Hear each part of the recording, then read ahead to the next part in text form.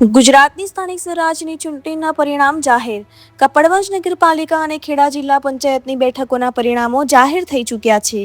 કપડવંજમાં ભાજપનો ભગવો લહેરાયો છે, જ્યારે આંત્રોલીમાં જોવા મળી છે રસાકસી ભરી જંગ. કપડવંજની સેઠ એમપી હાઈસ્કૂલ ખાતે આજે વહેલી સવારથી ઉત્તેજનાનો માહોલ હતો. નગરપાલિકાની 23 અને જિલ્લા પંચાયતની 6 બેઠકો માટે કડક પોલીસ બંદોબસ્ત વચ્ચે મતગણતરી હાથ ધરાઈ હતી. વહીવટીતંત્ર દ્વારા પ્રાંત અધિકારી અને ડીવાયએસપીની હાજરીમાં સચોટ આયોજન કરવામાં આવ્યું હતું.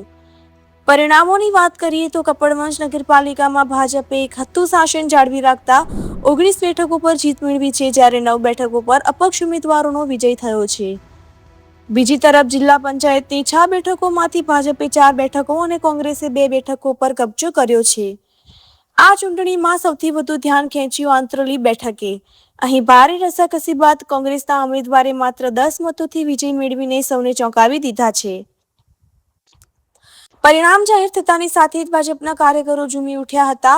ધોમધખતી ગરમીની પરવા કર્યા વગર સમર્થકો ઉમટી પડ્યા હતા અને ઢોલ નગારા તેમજ ડીજેના તાલે ભવ્ય વિજય સરઘસ કાઢવામાં આવ્યા હતા.